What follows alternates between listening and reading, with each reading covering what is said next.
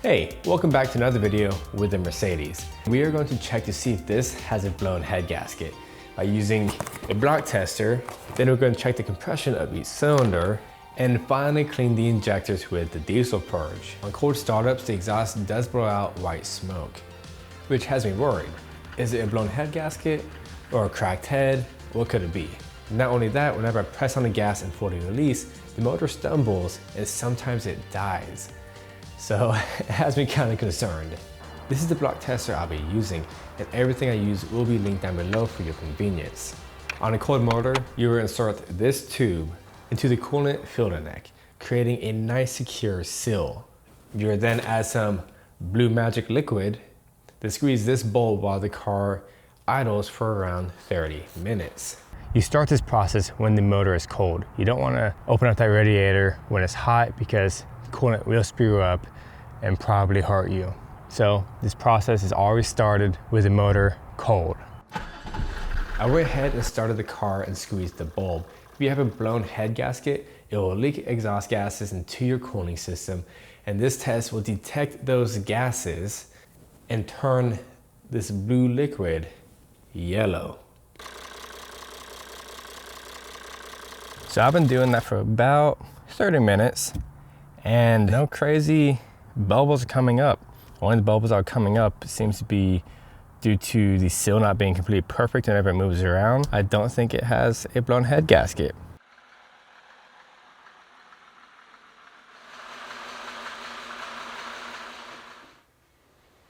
The block tester didn't get any fumes within the coolant, and that is great. However, being at 190,000 miles, I want to double check it. I want to double check if it does have a blown head gasket. And to do that, I have this diesel compression tester.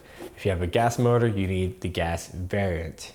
It has the ability to test compression through the glow plugs or the fuel injectors. I'll be using the fuel injector parts as I want to replace these crush washers anyways. First, I went ahead and vacuumed around the injectors. The last thing you want is to have debris fall into the cylinder. I sprayed some WD-40 on the hardware to hopefully make breaking loose all these bolts a bit easier. And finally, I went at breaking the first fuel line with a 9/16 wrench. And if you want, you can cut this with an angle grinder and get this around the fuel line and then break loose the bolt. I unscrewed the rest of it by hand, pushed them out of the way. Now, I know I had access to place the socket around the injectors. However, I did not have the right size.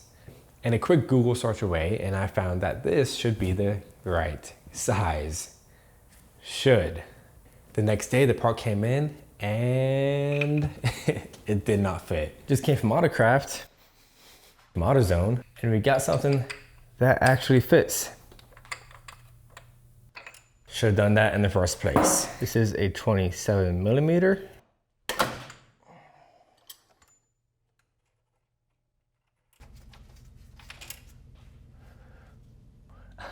I'm not gonna lie, I thought I broke it, but I didn't. That's good. Those things are just tight in there. I'm gonna keep this lightly screwed in there just so nothing falls into that hole. Now let's move on to the rest of these doohickeys. Using needle nose pliers is by far the easiest way to remove these hoses. I took a photo of the fuel hose assembly before it was too late, so I can refer to it later. After the fuel hoses were removed, I broke loose all the fuel line bolts using a hammer with soft blows, which made this process hassle-free. I am not gonna lie, this is kind of sketchy. This one's a tight squeeze to get the socket on there, but you can do it. If not, just remove this neck. This one was a lot easier to remove, so I'm kind of a little concerned if that was normal or not. I mean, it all looks good, I guess.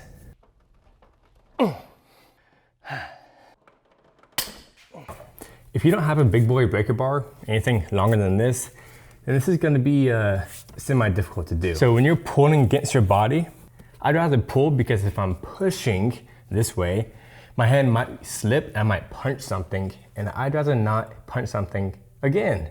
It does not feel good. And when you pull, make sure you're not coming down because you can elbow something. I'm gonna go ahead and compress this fully because I saw some fella on the interwebs do it and he stated that it will reduce the amount of diesel coming out when you're doing a test. I really do not think it did anything, but hey, it's closed anyways. So let's go ahead and remove one of these. So we have a fuel injector tester, then we have a glow plug tester. So you could do either one. I chose to do fuel injectors because it's easier to get to. All right, so this one right off the bat looks like it's the right one, and it is. Now we need to tie in it snugly. That should be good. Then we just put this right on top. There you go. And this here is why I wear a hat. Protected me from getting all this hood insulation on my head. I'd recommend removing all the fuel injectors just so the motor can turn over without any resistance. This will help you use less battery and help you get to the final compression number a lot quicker. Now all we have to do is grab the key and kick over the motor. Mercedes says that the motor should be in operating temperature before you do this to get the accurate numbers. I'm just looking for an average of numbers that are pretty similar. If I don't get that, then I know I have an issue.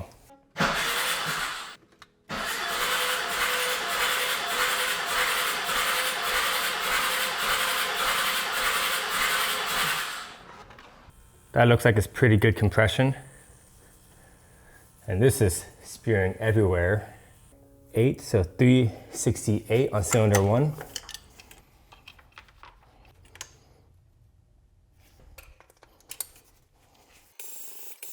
So that's 310. Oh shit, I just realized you're supposed to take these out. They're in each one of these holes.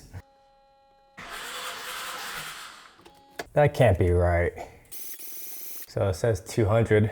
I think from 86 to 87, the number 13 head is prone to cracking between, in most cases, cylinder 3 and 4.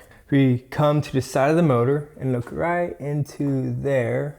You can see the head's casting number. And that number right there is 14. So what I'm gonna do is grab a bit of oil, pour it down that cylinder, and if the pressure goes up, it's bad piston rings, which is what this is gonna test right now. I poured a little bit too much oil into the cylinder, which is not a big deal. Then I crank the motor over. And that's what happens when you don't put this into the cylinder properly. Removing the intake crossover should have been done a long time ago because it's been in the way this entire time. So if you're doing this job, go ahead and remove the intake crossover. It's only 3 bolts, so why not? Ooh, that is grody. That is so much carbon. Now, there you go, fully sat.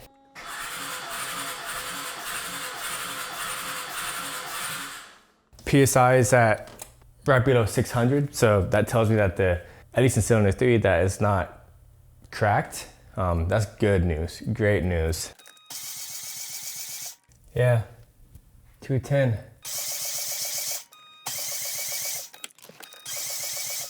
Yep, so that is 140. So cylinder 1, 368, cylinder 2, 310, 200, 210, 200, 140. Cylinder 6 with 140 PSI kind of scared me. So I poured some oil down the cylinder and gave it another compression test,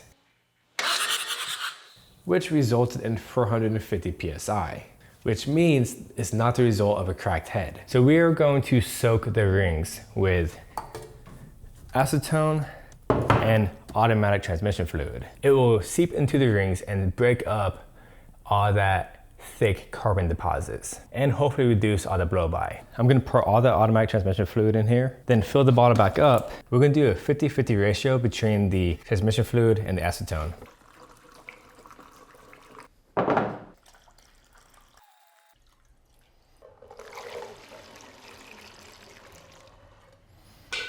So I got this method from a fellow YouTuber. The channel name is called D-Boss Garage. The concoction should slowly seep through the cylinders and clean up this piston rings as best as it can. So once it gets low, I'm gonna top off the fluid. For the next week, I continue to top off the cylinders with a 1:1 ratio of ATF and acetone. Before we do the final compression test, we have to drive the car in operating temperature to further break loose those piston rings. The heat and the friction makes a big deal, and I'll show why in a minute. And of course, we want to remove the old fluid and add fresh fluid, using a 13mm socket to break loose the drain bolt and making a slight mess. All the fluid is removed. The filter also needs to be removed by 3 more 13mm bolts. The middle alignment bolt pulls all the way out. Go ahead and remove the cap and finally remove the oil filter. I was surprised to see that this oil filter was from Ukraine. The cap's O-ring has not been replaced in a very long time since it is cracking and pretty smashed compared to the new O-ring.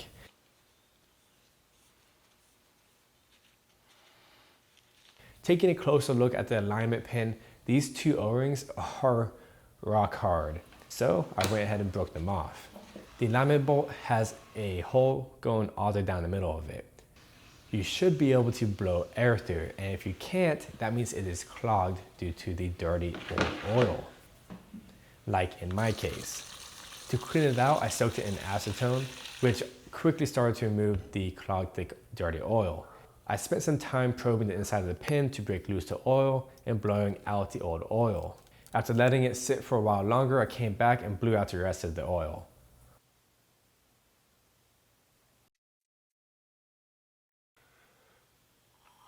And now it's fully unclogged. I got a syringe and removed the excess fluid out of the oil pan because I do not want any leftover acetone mixing with the fresh fluid, which proved to be a messy job.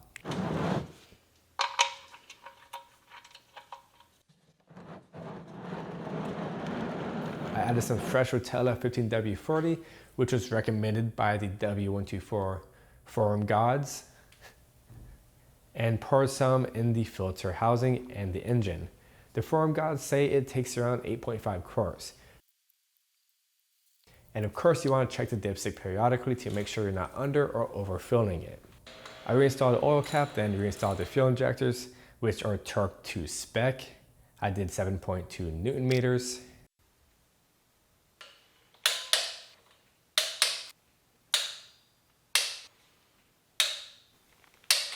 I ordered a standard fuel line with the correct internal diameter as a replacement, which proved to be a little difficult to install as the hoses are thicker compared to the OEM hose.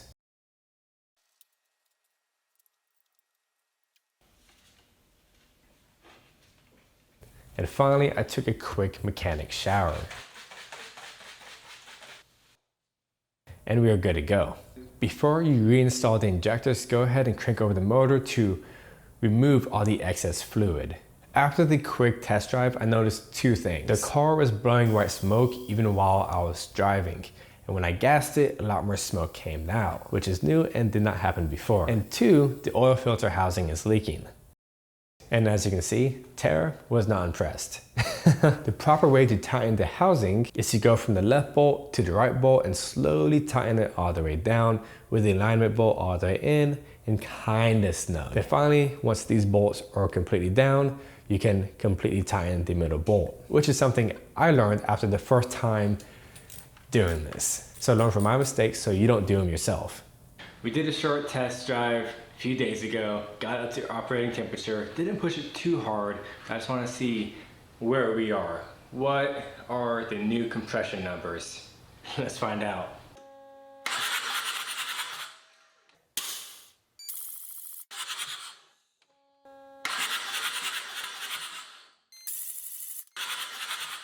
These don't make much sense to me. I'm gonna add oil to cylinder 6 and see if that raises the compression, because I'm kind of curious if this is broken. I just want to make sure. There's no way that all of these leveled out to 250 and this one at 220.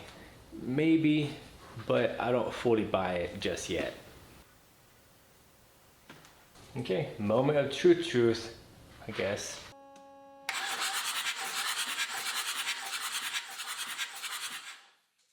So 600 and something PSI. All right, so 220, 250, 250, 250, 250, and 240. Cylinder 1 went down in PSI, and all the rest of the cylinders have went up in the PSI. And the last one went up 100 PSI. And that's just after one short drive. And I also guess that a better balanced engine is a healthier engine. I want to try to stop that smoking in the tailpipe upon startup.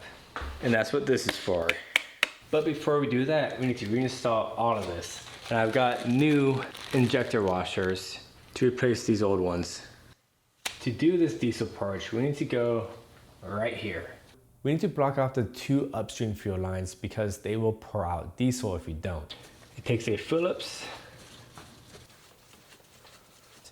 I got some hose I had lying around and screwed some bolts in them to create a blockage, and they were too small. So I found a larger hose which ended up working perfectly. Both of these are now capped off. Now I have 2 free hoses. I cleaned the hoses that will be feeding the purge into the motor with Simple Green and routed those hoses into the end of a water bottle to keep the hoses close to each other. I am using 2 cans of this diesel purge, which will end up being 1 can, which I'll explain at the end of the video, but you should be doing 2. With the top of the bottle finally filled up, it was time to crank the car over. You want to keep topping out the fluids until you go through 2 diesel purge cans. I do have the Mercedes half outside the garage, so all the exhaust fumes can exit safely, which will take about half an hour to an hour. Sorry, upstairs neighbor. I know that's a little loud. I think it sounds better. I don't think smoke's coming from the tailpipe. I think a lot of things. We will do a cold start later. There's a hole in the bottom of this bottle. Anyways, let's just say I did 1 bottle. My goodness, I just like overlook the simplest things. Now, a few days later and a cold Mercedes later, it's time to see if the diesel purge worked.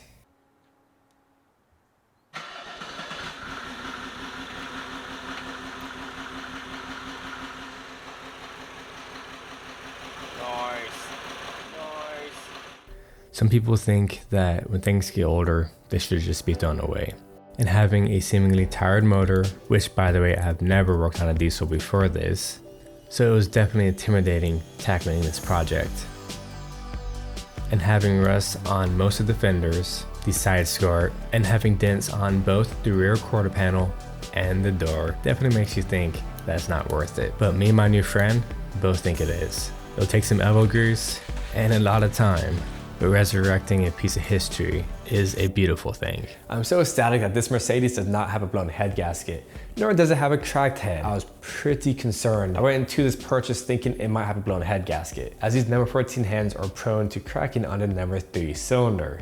Dodge some bullets there. These are the compression numbers after the magic juice and before I test drove it. And as you can see, it's at 220, 215, 220, 180, 180, and 140. So the numbers didn't really change much until after I did the drive. And I know for a fact, as I keep driving the car, the numbers should continue to go up. And finally, I'm very happy to see that the diesel purge did indeed work. And it mostly fixed the white smoke. Now, interestingly enough, after I just started the Mercedes, white smoke did come back. So it might have just temporarily worked. I'm not too sure. Maybe I just didn't do enough, as you know, it leaked all out. Anyways, hopefully this was a fun journey that you took with me. This is Chris. Always appreciate, respect one another. I'll see you next time.